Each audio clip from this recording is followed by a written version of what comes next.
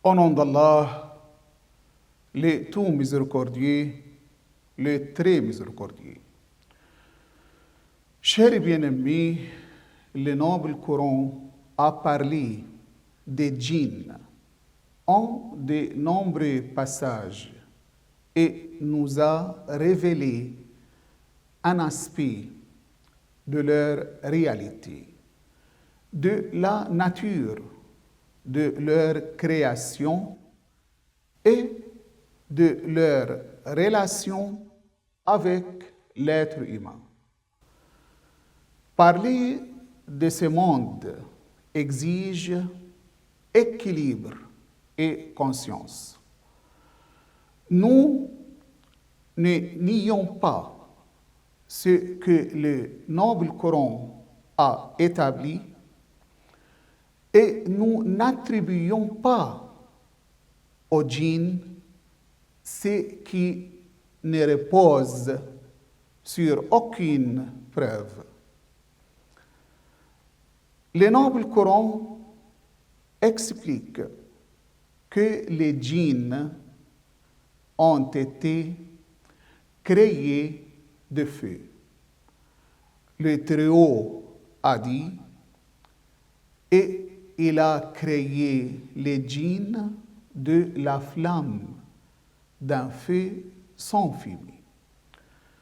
Ce sont des créatures différentes de l'être humain par l'origine de leur création. Mais comme l'être humain, elles sont soumises à des obligations et responsables de leurs actes. Parmi elles se trouvent le croyant et le mécréant, l'obéissant et le désobéissant. Allah, le Très-Haut, a dit, je n'ai créé les djinns et les hommes que pour qu'ils m'adorent. Le noble Coran explique également que Iblis était un djinn et non un ange. Le Très-Haut a dit, sauf Iblis, qui était du nombre des djinns et qui transgressa l'ordre de son Seigneur. Nous comprenons ainsi que l'influence du diable sur l'être humain n'est ni une contrainte, ni une privation de volonté. Elle s'est faite plutôt par les mauvaises suggestions, la tentation et l'emplissement du péché. L'être humain reste responsable de son choix et de sa décision.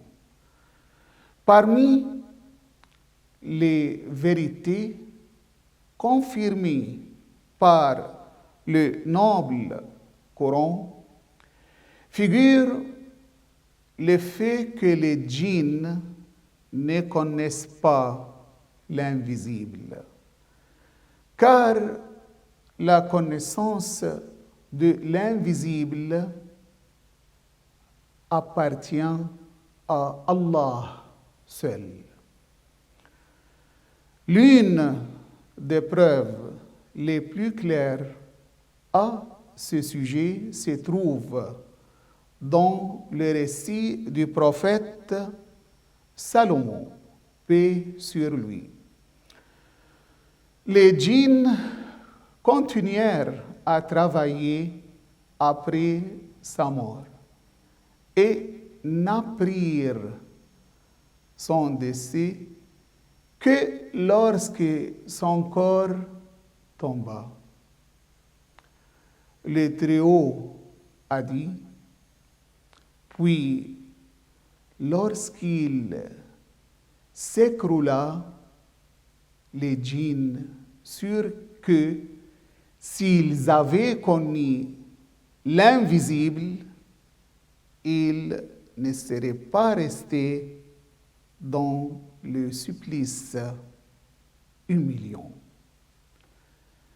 Ces versets établissent une limite claire à ce qui est attribué aux djinns en matière de connaissance de l'invisible et des secrets de l'avenir.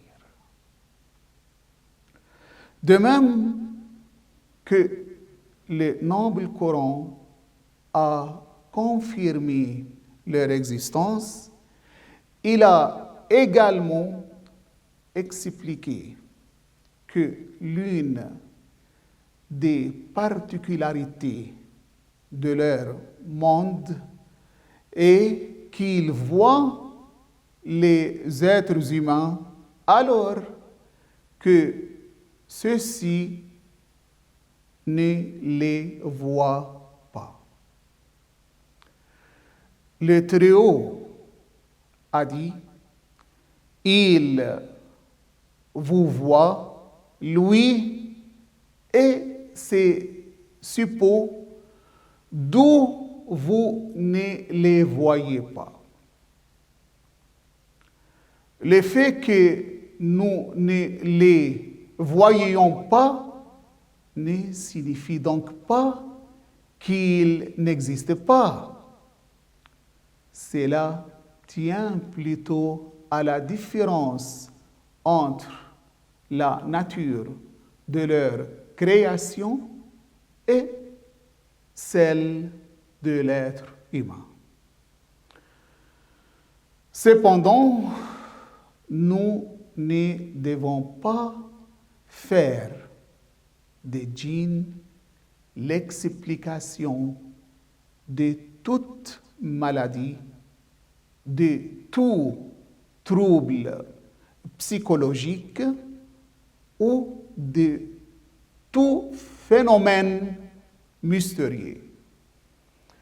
Grâce au progrès de la médecine, de la psychologie et des neurosciences, l'être humain a découvert que nombre de situations autrefois attribuées aux djinns et aux esprits tels que l'épilepsie, certains troubles psychologiques et les cauchemars ont des causes médicales, psychologiques ou neurologiques connues.